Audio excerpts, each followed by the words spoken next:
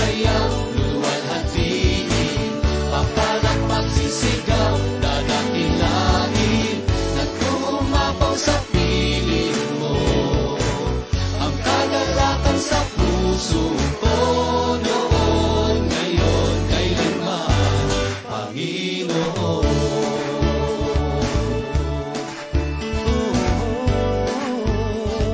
Purihin ka, O Yahweh.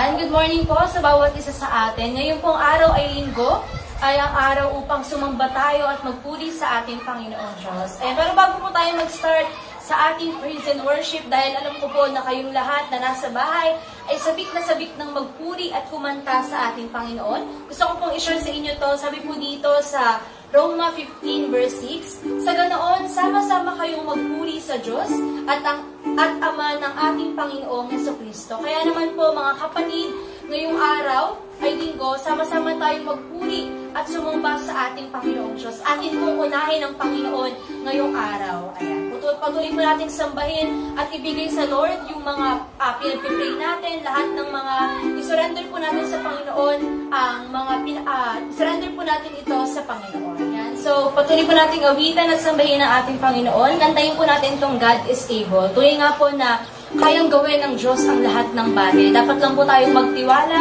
sa ating Panginoon. Let's sing po, purihin po natin at sambahin ang ating Diyos.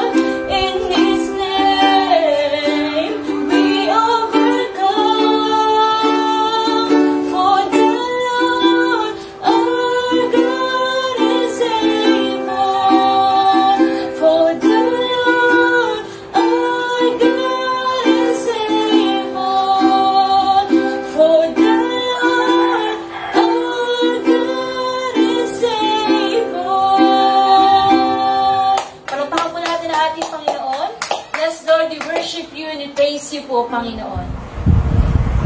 Tunay nga po na walang imposible sa ating Panginoon. Patuloy po natin siyang papurihan at pasalamatan.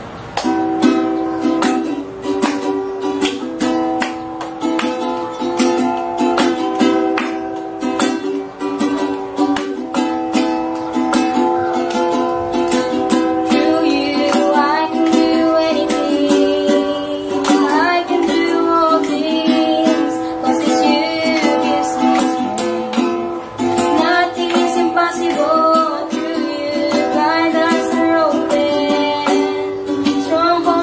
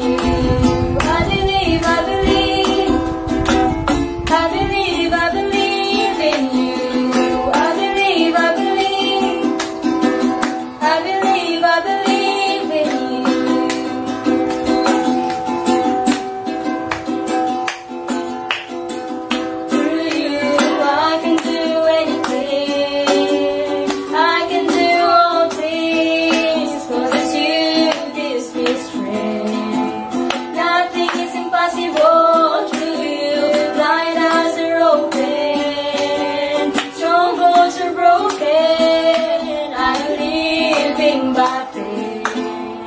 Nothing is impossible. Pwede ka pa rin. Pwede pala, di ba?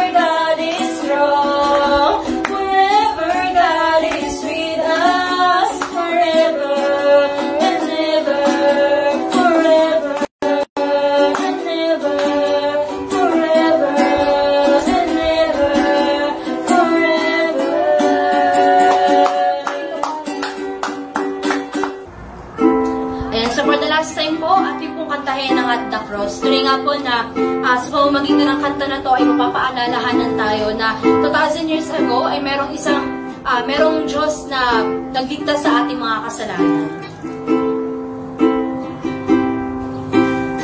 Worship you, Lord, and praise you, Panginoon.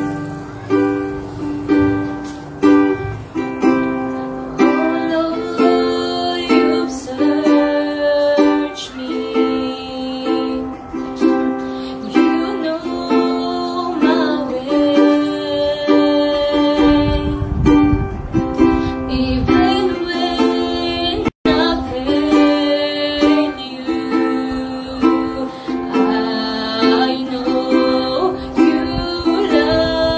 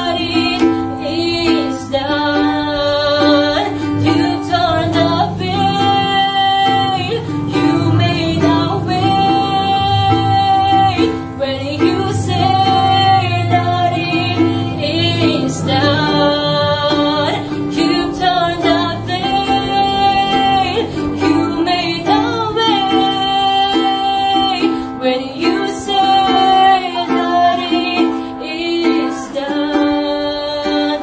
At the cross I bow my knees, where your blood was shed for me. There's no greater love than this. Oh, you have overcome the grave. Your glory fills the highest place. What can separate me now? Palakpakan po natin ang ating Panginoon. Yes, Lord, we praise you, we glorify you, Panginoon. Salamat po, Panginoon, sa iyo po ang papuri at pasalamat.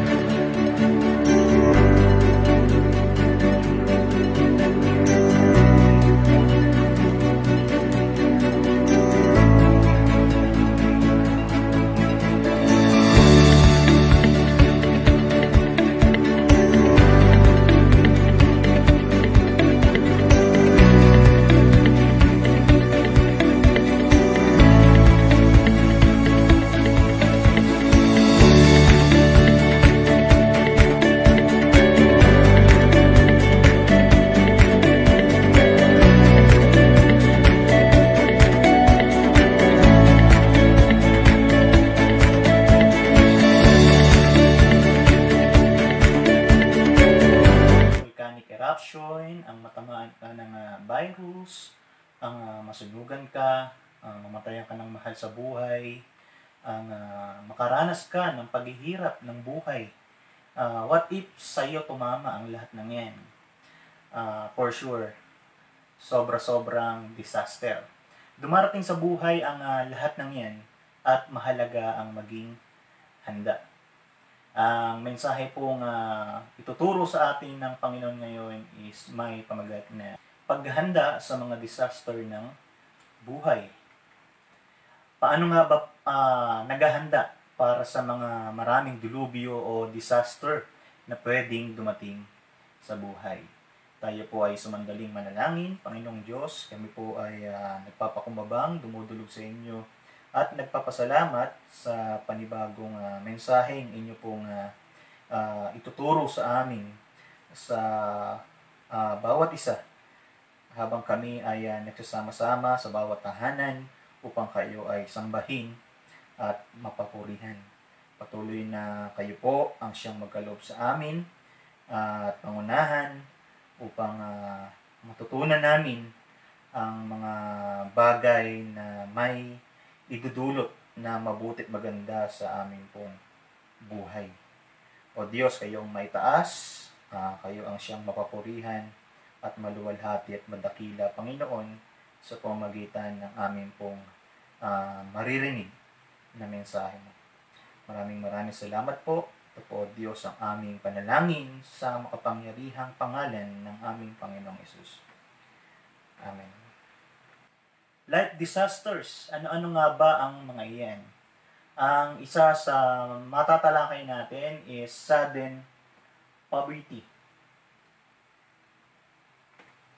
Yung bigla kang nawalan ng trabaho, nawalan ng hanap buhay,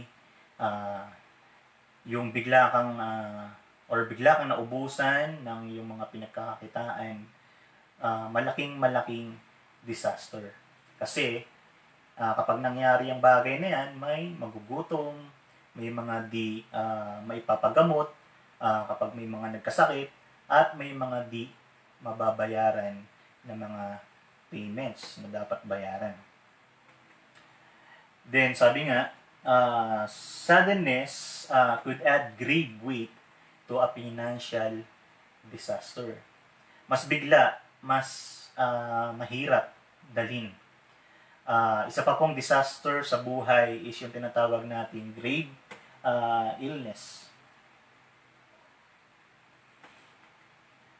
Kapag sinabing grave illness, isang grabing sakit.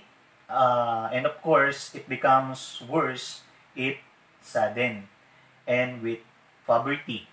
Ibig sabihin, wala kang resources at may problema kang financial. Yung magkasakit ka, disaster na yun. Pagbigla pa at wala ka pang paghahanda at may kasama pang paghihirap dahil wala kang pera, lalo namang mahirap.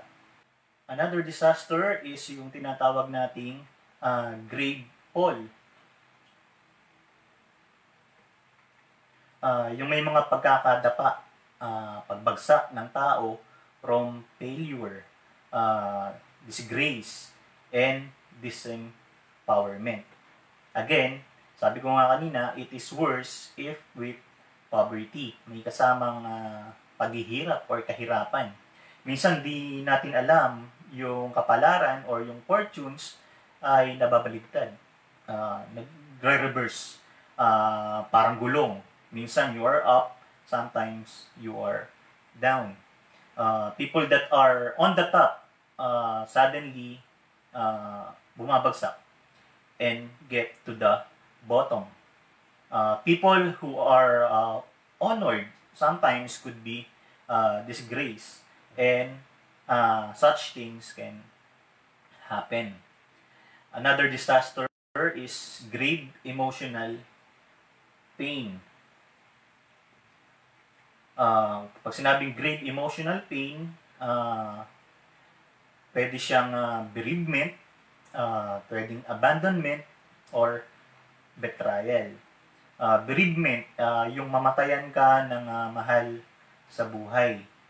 Pag sinabi namang abandonment, di mo inaasahan, bigla kang iniwan ng yung mahal sa buhay o taong inaasahan mo. Betrayal is also a disastrous experience, and again, it becomes worse if with poverty. Mas lalong tumitindi. Kasi yung problema nadodoble kapag wala kang pera. Halimbawa, iniwan ka ng asawa mo, pero may pera ka. Although malungkot ka, masakit, pero at least, meron kang panggastos sa mga pangangailangan mo. Kapag gusto mong maglibang, meron kang gagastusin. Kung magkasakit ka naman, sa totoo lang, mahirap yun. Pero kung may pampadoktor ka, nakakapagpagaan kahit papaano. Kasi meron kang resources. So, laging nadodoble ang bigat kapag walang financial resources. Sabi nga dito, disasters become worse when accompanied by poverty. Kaya ang mahalaga sa buhay ay meron kang form of insurance, savings, meron kang investments, meron kang konting pwedeng sandalan sa biglang oras ng pangangailangan. Isipin nyo yung mga disasters sa buhay ni Job.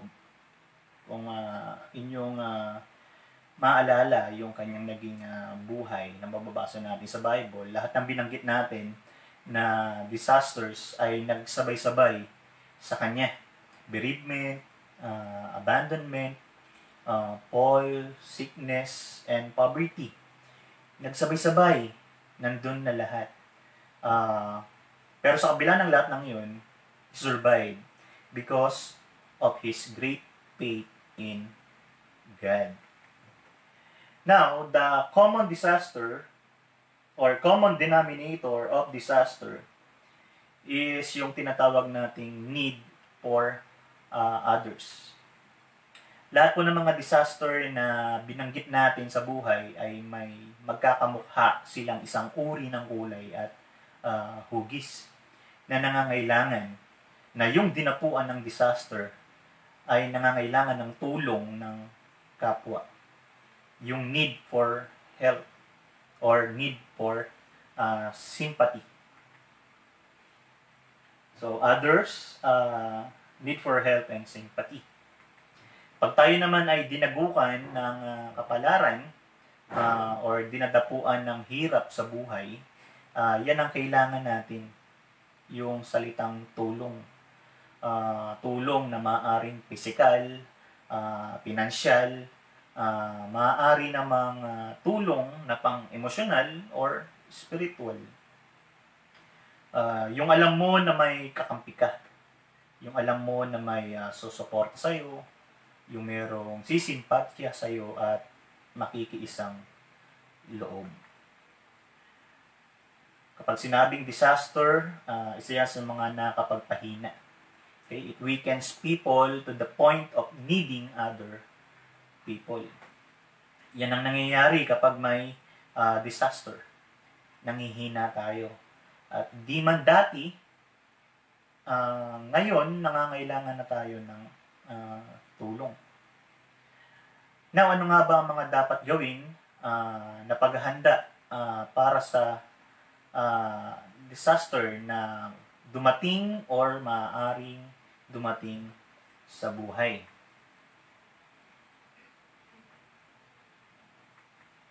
Isang mahalagang bagay na dapat nating maunawaan ay kung paano tayo maghahanda para sa mga disaster na dumating o darating pa sa ating buhay. And we will learning from Proverbs chapter 3. So tayo po ay kukuha ng aral sa kawikaan kung paano natin mapaghandaan ang mga dumarating at darating na disaster sa buhay. So tayo po ay magbasa from Proverbs chapter 3 verse 1 to 2. Sabi po dito, my child, remember my teachings and instructions and obey them completely. They will help you live a long and prosperous life. So in verse 2. So, immediately here, we are presented with one way to prepare for life. At ano yun? Is to obey God's teaching and instruction. Siyempre po, ang ibig sabihin ng pagsunod sa mga turo ng Panginoon is to know God's teaching and instructions. Paano ka naman susunod kung hindi mo alam? And don't forget that knowledge means willingness to be changed by it and to change our minds by what we know. Now, pagdating naman sa Proverbs chapter 3, verse 3 to 4, sabi po rito, let love and loyalty always show like a necklace and write them in your mind. Verse 4,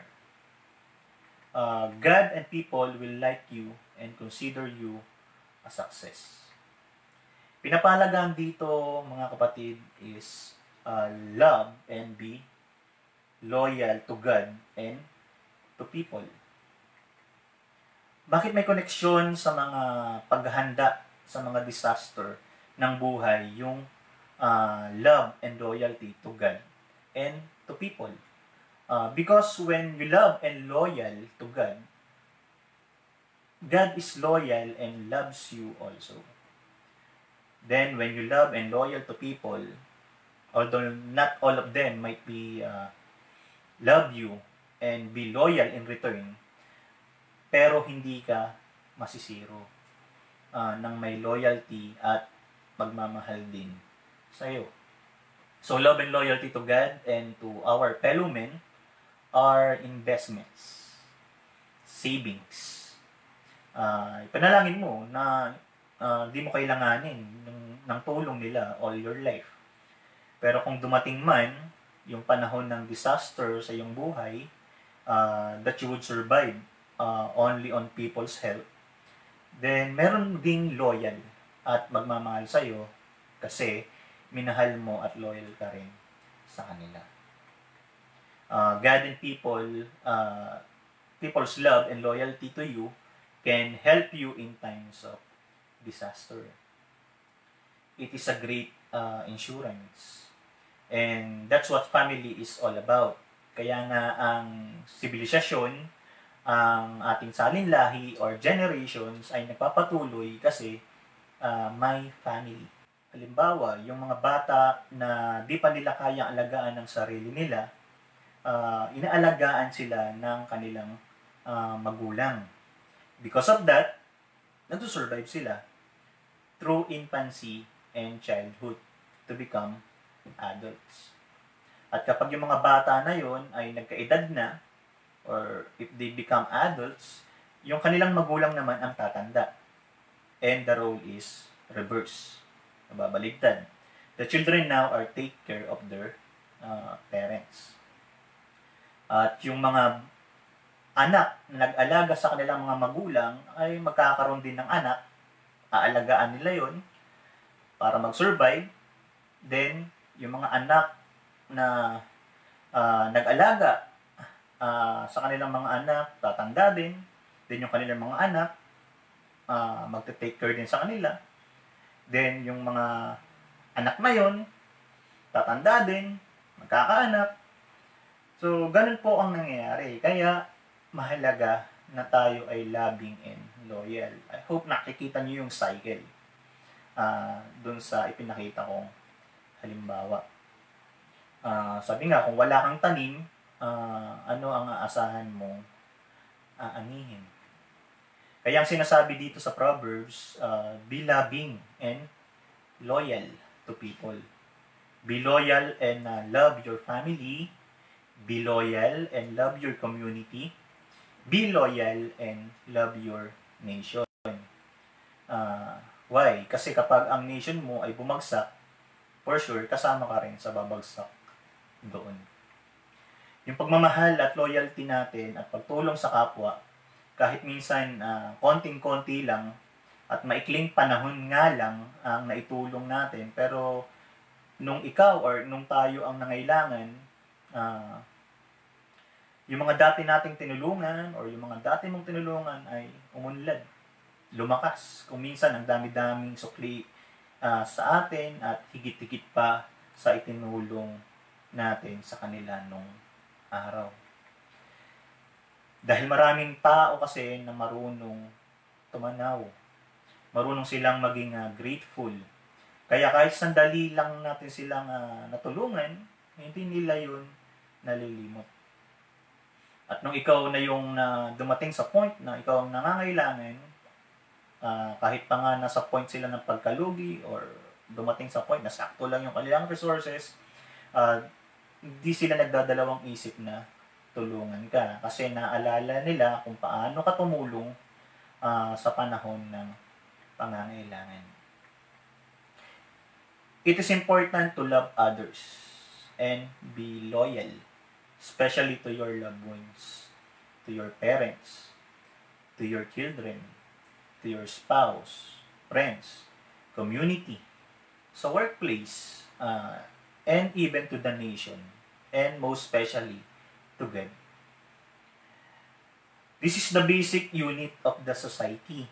Ito ang sekreto kung bakit ang lahat ng henerasyon ng tao nag-survive sa lahat ng mga delubyo, gera, mga salot o disaster na dumating sa buhay ng tao sa planetang ito.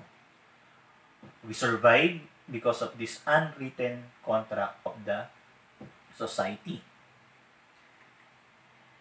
Kapag wala ka man lang ginagawa ng mabuti, wala kang tinutulungan, wala ka man lang na dinadalaw kapag may sakit, or wala kang inaambagan na nangangailangan, mag-isip-isip ka. Paano kung dumating ang panahon na wala kang makuha? Nagkaroon ka ng sudden disaster that is unexpected, hindi mo inaasahan. Nangyari yung reversal of fortunes. Kung ikaw yung maginhawa dati, ngayon ikaw naman ang naghihirap. Sino naman ang tutulong sa iyo sa mga panahon na yon?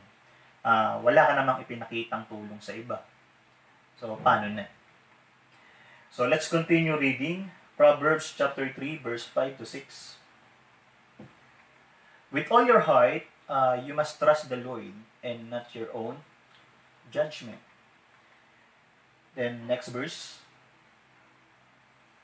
Then always let Him lead you, and He will clear the road for you to follow.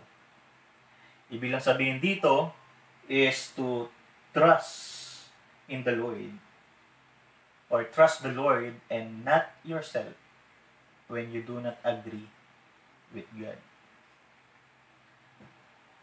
Hindi naman kasi laging hindi tayo magtitiwala sa sarili, pero kung ikaw mismo hindi ka sumasang-ayon na ang linaw-linaw na nga na nakasulat sa Bible, tapos pagbabalik-balik rin mo man yung linaw nito, pinapalabo mo lang dahil ayaw mo lang palang sundin.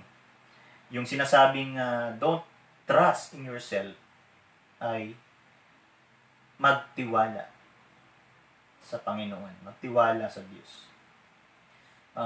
Maging teachable, in other words, allow your judgment to be tested, to be taught, and improved by the word of God, by reason, or by spirituality.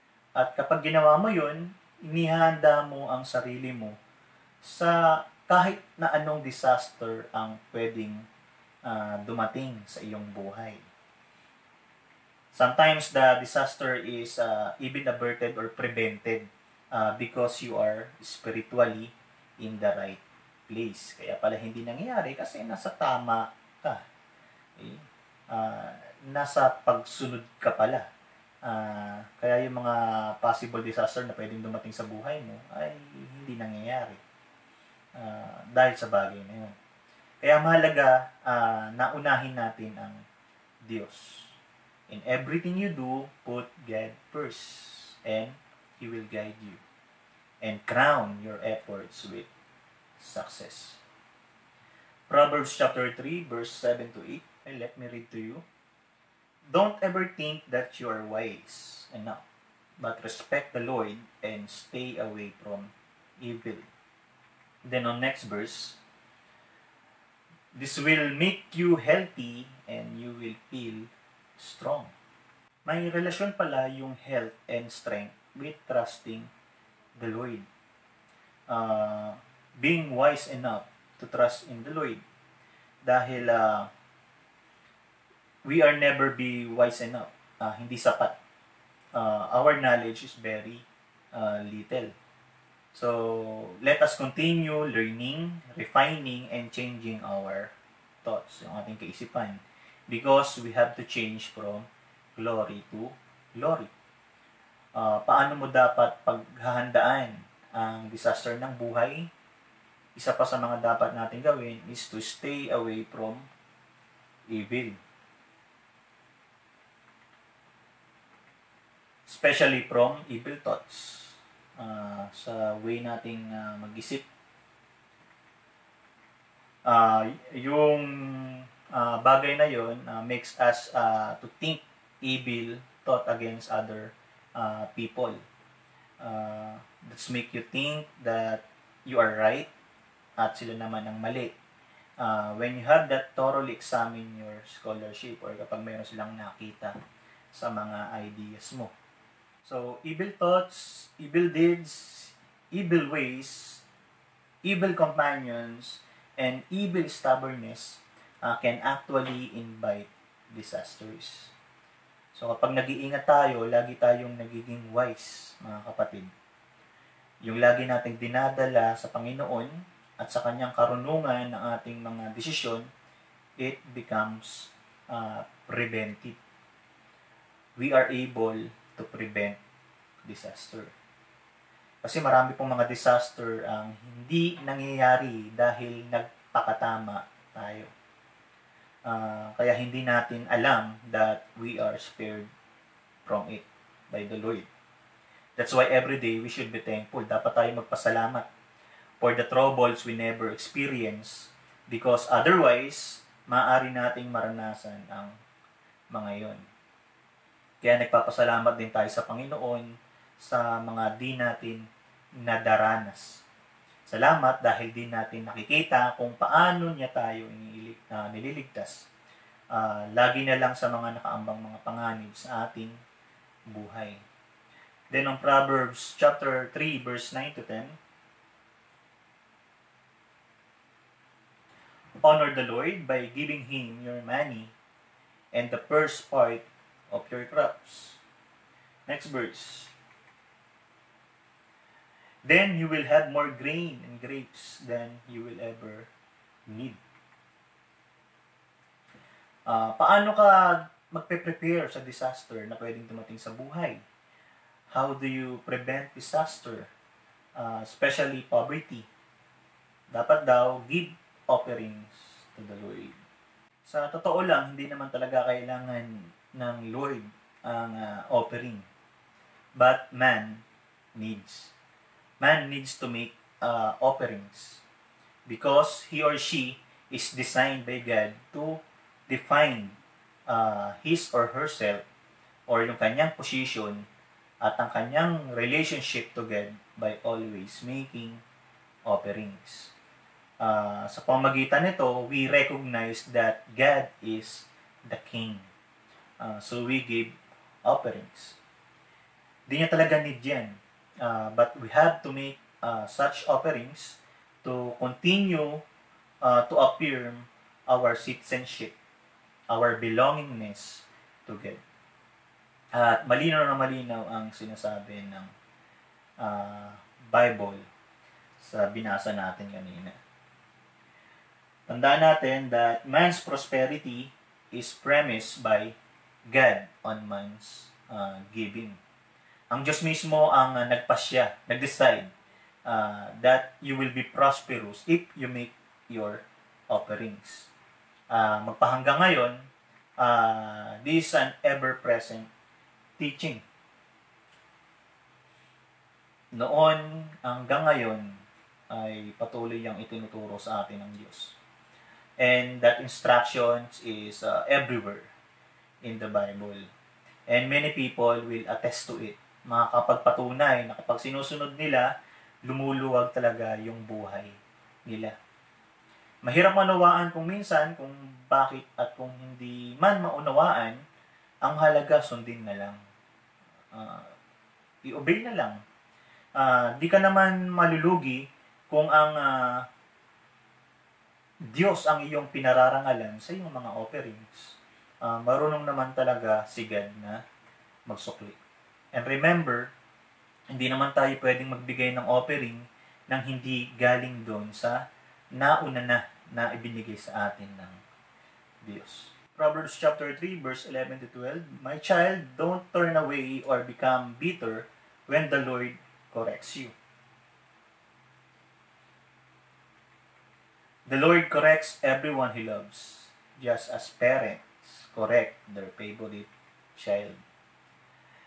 Sinasabi po rito that we should appreciate God's correction. Yung pagtatama ng Diyos para hindi tayo sumala. Na pong ibig sabihin nun? Para hindi tayo sala. Yung word na sala, yung pinagmulan ng kasalanan.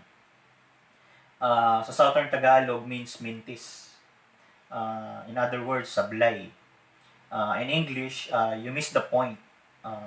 For example, may binato ka, hindi mo tinamaan, sala. You miss the point. So, kung yung kasalanan is not always naman yung pagka-ibil mo dahil may kasalanan ka. Nagkakasala ka lang at ang ibig sabihin lang nun is you miss the point. Sa ibang term, you did not reach the standard or you were not able to get to where you are expected to go. So, kailangan willing tayong laging magpatama. Parang ano yan pag tune in natin sa station, sa radio, kung naka-experience na kayo na makinig sa radyo, sometimes lumilihis yung frequency. So, ang ginagawa natin, tinatama natin yon para ma-fine-tune. Yung mga calibration ng machine sa mga naghahanap buhay na sa atin, sa mga umahawak ng makina. So, itinatama rin natin yon, for example, para hindi siya malfunction. So, kailangan mahalaga sa atin na tayo ay laging magpatama sa Panginoon. Nilikha kasi tayo ng Panginoon, kasabay ng mga planets, kasabay ng nature, kasabay ng kanyang mga laws of nature. Dapat nakatune in tayo sa kanyang mga batas or dun sa mga laws, moral laws, natural laws, para kasama tayo sa agos, sa daloy. Hindi tayo nakasalungat. Yung tipong hindi tayo pagod na pagod dahil kasama lang tayo sa umaandar na buhay na dinesign ng Panginoon. Verse 13 to 15. God blesses everyone who has wisdom and common sense. Next verse. Wisdom is worth more than silver. It makes you much richer than gold. Sabi pa dito, wisdom is more valuable than precious jewels. Nothing you want compares with her. So, gusto mong maiwasan ang disaster? Nais mong maging handa sa pagdating ng disaster? Sabi po dito, get developed and get wisdom.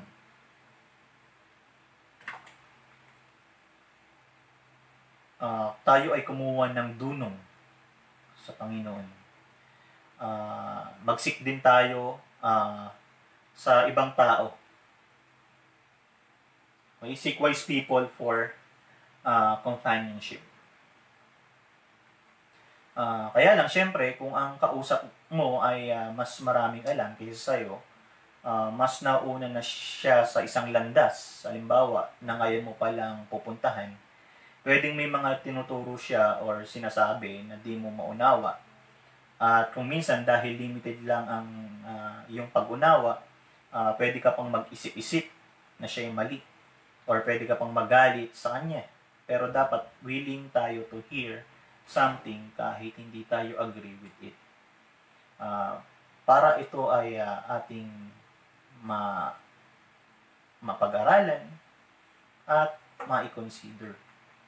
Halimbawa, nagkaroon kayo ng debate ng isang tao. Meron kang idea 1, meron siyang idea 2. So, ang gawin mo, pag-aralan mo muna yung idea niya. Hindi lang para talunin mo siya sa debate, kundi unawain mo talaga. Kasi kapag naunawaan mo yun, malalaman mo kung talagang mali yun or tama. Kung nakita mo naman na talagang mali dahil pinag-aralan mo, edi may papanalo mo ngayon yung discussion. Kasi pinag-aralan mo talaga. Pero dapat, sa ibang banda, willing ka din na isuko yung dati mong pananaw. Once na ma-find out mo naman na ang idea niya ay tama. And for sure, kapag tinanggap mo yun, hindi ka talo nun. Kasi ang ginawa mo, sumunod ka sa katotohanan na natutunan mo matapos mong pag-aralan. Lagi nating tatandaan, ang tunay na pag-aaral at ito'y laging pinapahalagahan ng Diyos. Yung term na seek wisdom. So, wisdom is the secret to long life. Ano pa ang mga sikreto ng wisdom? Wisdom is the secret to wealth. Wisdom is the secret to honor, sa ating dignity and integrity. Wisdom is the secret to pleasure. Wisdom is the secret to safety. Wisdom is the secret to meaningful life. And wisdom is the secret to happiness. Kaya ang sinasabi ng Proverbs, seek it. It's important. Now, on Proverbs chapter 3, verse 19 to 20, by His wisdom and knowledge, the Lord created heaven and earth. By His understanding, He let the ocean break loose and clouds release the rain. Paano daw nilikha ng Diyos ang lupa, ang langit, at ang lahat-lahat sa pamamagitan ng kanyang superior na karunungan? Sabi po dito, creation is founded on and maintained by God's wisdom. Kaya sometimes kapag naririnig ko yung mga term na masama ang panahon, bakit masama? Bakit nasabing masama? Kasi may bagyo. In reality, kailangan talaga natin ng bagyo. Bakit? Dahil yung hangin or yung winds, dinadrive niya yung pollution papalayo. Then, nahuhugasan din ang buong syudad na pagkadumi-dumi ng malakas na ulan. For example, then, yung mga kidlat, they charge the atmosphere with the electrons that we need para magkaroon ng balance in the atmosphere.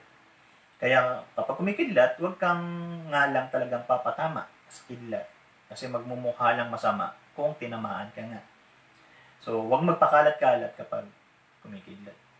Huwag ka rin tumira or magtayo ng bahay sa mga dinaraanan ng baha.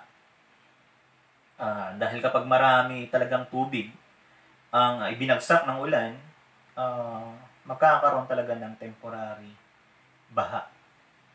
Huwag mo ring barahan ng mga kanal, mga ilog, para sandali lang yung baha, para lumampas din agad. Kung ang daming bara, nagtatagal pa, so nagmumukha tuloy masama.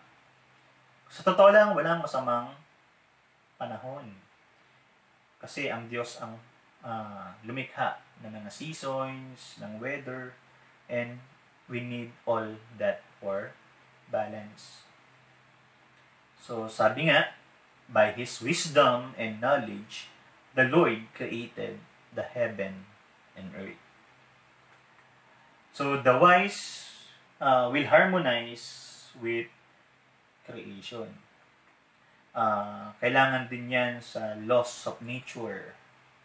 Makipag-harmonize tayo sa batas ng kalikasan. Paano mo dapat paghahandaan ang disaster? Ayaw mong bain ka, gawin mong lahat ng makakaya mo na hindi ka tumira sa mga daraanan ng tubig. Ayaw mong mamatay ka dahil ayaw mong mamatay dahil ayaw mong maguhuan dahil sa lindol. Kung kaya mong sikapin na wag tumira sa mga pwedeng gumuho or tibayan mo ang iyong ipapagawa. Ayaw mong masalanta ng lahar o masabugan ng bulkan, huwag kang tumira sa mismong paligid ng bulkan. Kasi may laws of nature. Di natin pwedeng labanan. Kaya ang dapat, makiayon tayo, alamin natin ang mga batas, sundin ito para ma-minimize ang possibility of disaster. Another example is kapag mahina ang katawan mo, dahil puyat ka, kaya nga pinapantok ng Diyos pagka mahina ang katawan mo, yung kapag pagod na pagod ka kasi para magpahinga ka at di ka umalis ng bahay. Pag mahina ang katawan mo, puyat ka, tapos lumalabas ka ng bahay, ngayon mangyayari may kipagsiksikan ka sa mga tao, then may umubo, ngayon natamaan ka, nalanghap mo, mahina ang katawan mo, ng mga time na yon, mahahawa ka kasi wala kang resistance. Dapat tayong nakikinig sa katawan natin. Yung iba kasi pagod na pagod, antok na antok. Ang gagawin nila is iinom sila ng artificial drink na kadalasan, di ba, taas ng content ng sugar para magising. Kaya ka pinapaantok ng Diyos is para matulog. Ngayon, ang gagawin mo, pipilitin mong di matulog dahil may gagawin ka. Ano mangyayari? Sinisira mo yung katawan mo. Dahan-dahan.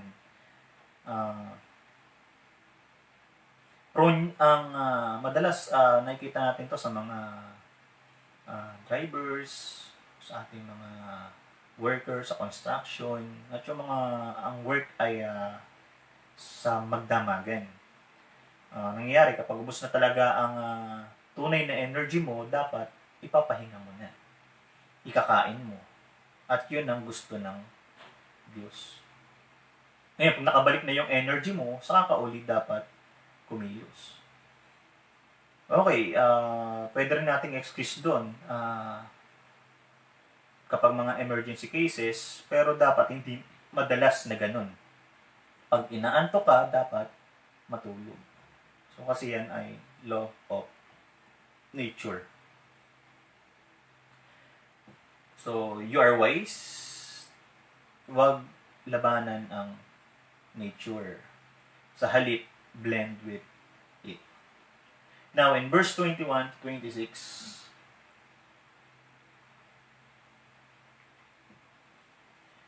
my child, use common sense and sound judgment. Always keep in mind, they will help you to live a long and beautiful life.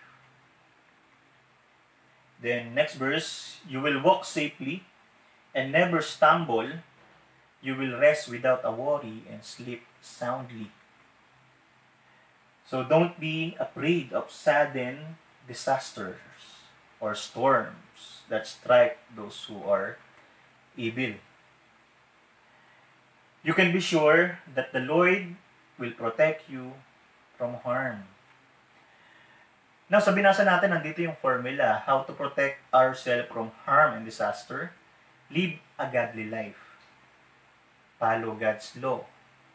Even natural laws, batas din ng Diyos yan. Love and be loyal to people. Be loyal to God. Even if the disaster is not prevented, actually, when it does happen, there are people who are loyal to you, and they will help you. They will help you to recover and get on with life.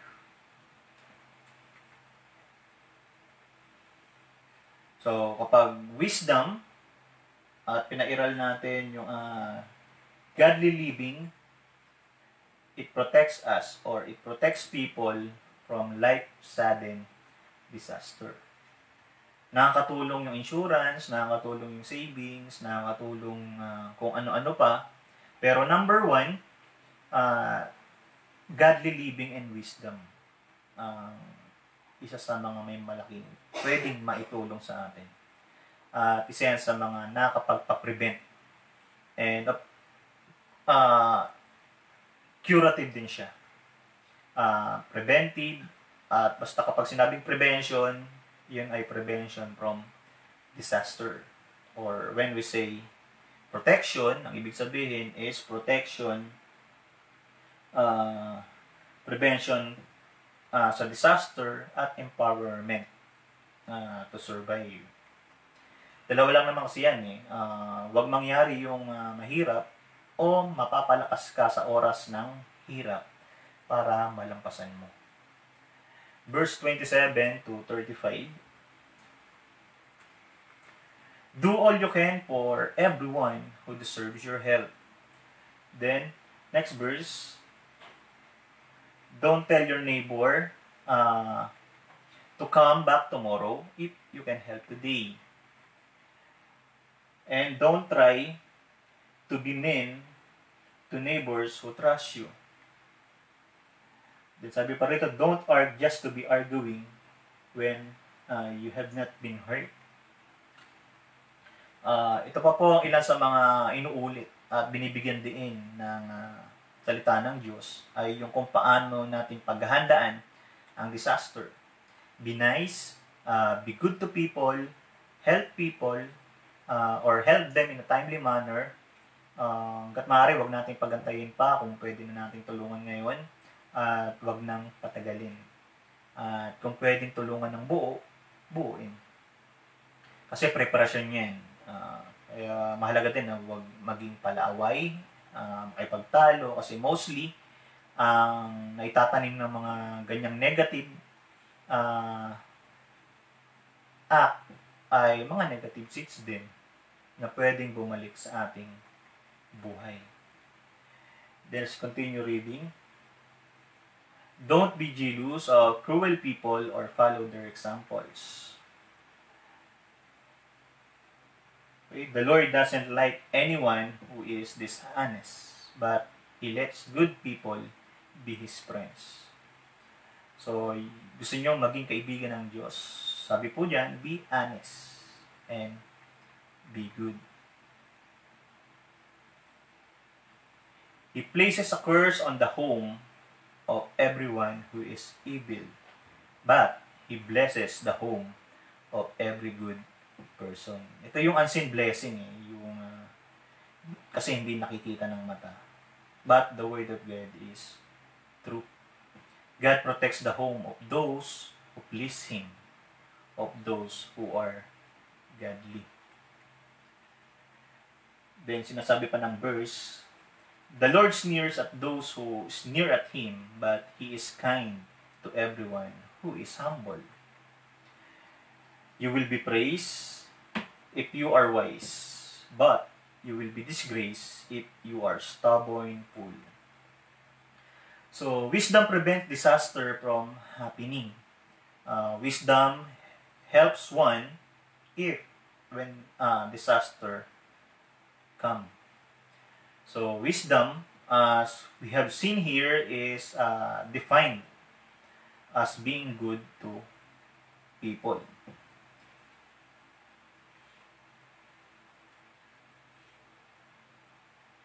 Okay, being good, doing good is man's best for preparation for or help in times of disaster. So, hindi lang yung alam mo yung mga philosophies, hindi lang yung alam mo yung mga theories or mga high-standing ideas. Sa totoo lang, streetwise, wisdom is being good to people. If you are good, pag mabuti ka sa tao, then you are wise. Ikaw ay may karunungan.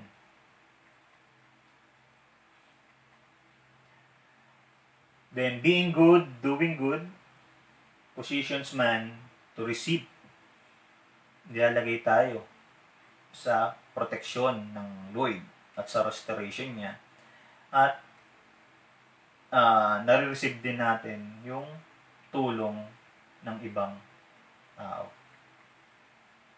Kaya napakahalaga po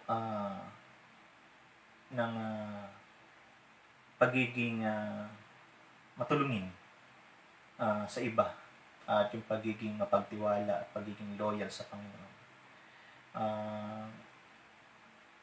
Mahirap kapag bata di mo pa alam ang halaga ng tulong ng kapwa. Maraming batang di nakakaalam ng kahalagaan ng pagtulong. So meron nga pong story na merong isang senior citizen, dala niya yung kanyang senior card, siya ay kakain by that time sa isang fast food store. Nasanay itong senior na to na siya ay laging pumipila sa lane na nabibigyan siya ng pribilehiyo. Now, by that time, yung store, tinanggal yun. So, pagdating niya dun sa loob, binahanap niya yung pila ng kung saan mayroong privilege sa mga senior. Wala siya nakita. Then hanggang sa pumila siya, tinanong niya yung crew na siya ay isang senior at mabigyan siya ng priority. Pero ang sabi sa kanya ng crew is ay, naku, pasensya na po kayo. Pumila na lang po kayo doon sa dulo. So, lumipat din siya ng counter. Ganun pa din ang ginawa sa kanya. Then, hanggang sa pinatawag niya nga yung manager. Na nung kausap niya yung manager, ganun din yung sinabi na, sige po, pila na lang po kayo. Total, maikli naman po yung pila. Now, sa hindi nila inaasahan, itong matanda is biglang nahimatay at nangingisay. Nung time na yon, then nataranta sila. Hindi nila alam na yung matanda is diabetic. Siya ay inatake ng kanyang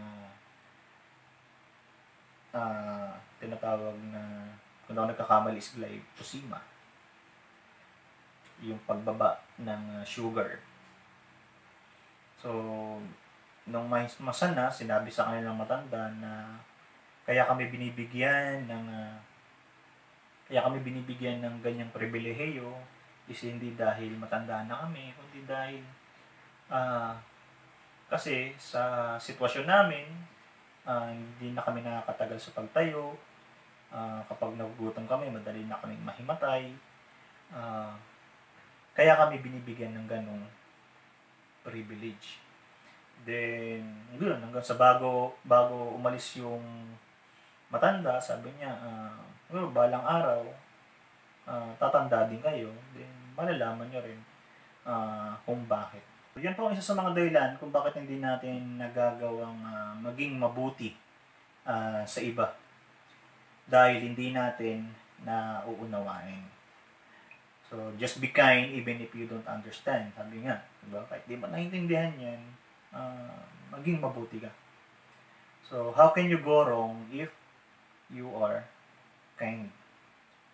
Minsan kung emergency cases naman, yes, minsan pagbibigyan naman natin kung di naman natin ikamamatay na mauna siya. People have reasons kasi, and seldom that we understand the reasons. That is good to be kind. Mabuti yan. Kaya paano natin pinaghahandaan ang mga disaster ng buhay? Maraming mga bata kasi hindi nila alam na may disaster pala ang buhay. Yung iba hindi alam na hindi alam na pwede palang lumabo ang mata, na pwede palang humina ang tuhod, hindi alam na humihina ang resistensya. Kaya minsan tuloy, hindi sila nagiging sensitive. Now, paano nyo pinaghahandaan? Sabi nga, be wise. Know what happens in people's lives so that you can prevent the mistakes that happen na pwedeng mangyari. One excellent way to prepare sa mga paparating na disaster na isa sa mga pinapanalangin natin na wag naman sana is to help others in their disasters. Now, dalawa lang po ang pwede niyong pagpilian na kalagayan sa kasalukuyan. Either may disaster kayo at kailangan nyo ng tulong, or wala kayong disaster. At kung wala kayong disaster, magpasalamat sa Diyos at gawing opportunity na tumulong sa mga merong may disaster. So, yan po ang ilan sa mga ginagawa nating preparasyon sa pagkakaroon ng disaster na maaaring dumating sa ating mga buhay. And it's such great privilege po na yung makaraos ka ng isang araw, isang linggo, isang buwan na wala kang disaster na pinagdaan ng matindi. Sa ganong mga privilege moment kasi, you reach out. Hindi ikaw ang nasasalenta, ikaw yung may pagkakataon na humabot, tumulong sa mga tao na nangangailangan. That's how you strengthen yourself. Diyan mo pinatatatag, pinapalakas ang iyong sarili. So that's how you also fortify yourself for the time of your own weakness. Kaya naman, save, invest, prepare for disasters by doing good. It is important to extend kindness to the needy, so that when you become the needy one, kung ikaw naman ang nangailangan, kindness will be extended from all directions. Hindi mo na lang malalaman kung saan nanggagaling yung mga blessings at mga tulong na naibibigay sa iyo sa panahon na ikaw ay nalagay at nakaranas ng mga disaster. Sabi nga, may pagkakataon kasi talaga na at mga posibilidad na ang kapalaran ay nagbabago. Bigla-bigla na lang dumarating yung mga hindi magandang pangyayari sa buhay ng isang tao. Now, when it's not happening, kung di man nangyayari sa iyong buhay, so, be in a giving mode. Ikaw yung mag-abot. Ikaw yung magbigay. Ikaw yung maging kind. Ikaw yung maging helpful. So, ganyan po natin pinaghahandaan ang mga disaster sa ating mga buhay. So, tayo po ay manalangin. Panginoon, kami po ay muling dumudulog sa inyo. Nagpapasalamat po kami sa amin pong natutunan on how to prepare or paano po namin paghahandaan ang mga disaster na pwedeng dumating sa aming buhay.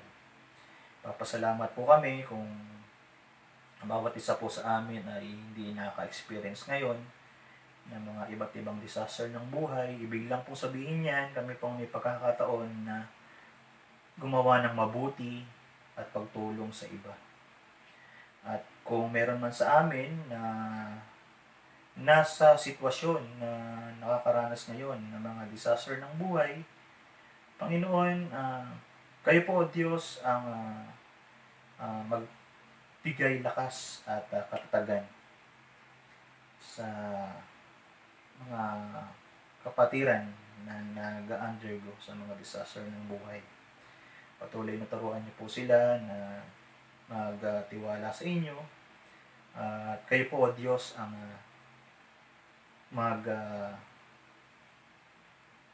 strengthen, Panginoon, sa kanila pong mga buhay. Patuloy po kami nagpapasalamat. Marami na po kami mga napagdaanan, and for sure, marami pang darating na iba't ibang disaster. We thank you because you teach us, you remind us, Panginoon, kung paano namin ito mapaghahandaan. Panginoong Diyos, maraming salamat po. Ang lahat pong ito ay aming dinadalangin ng may pagpapakumbaba at pagpapasalamat sa makapangyarihang pangalan ng aming Panginoong Yesus. Amen. Pagpalain po tayo ng ating Panginoong Jesucristo.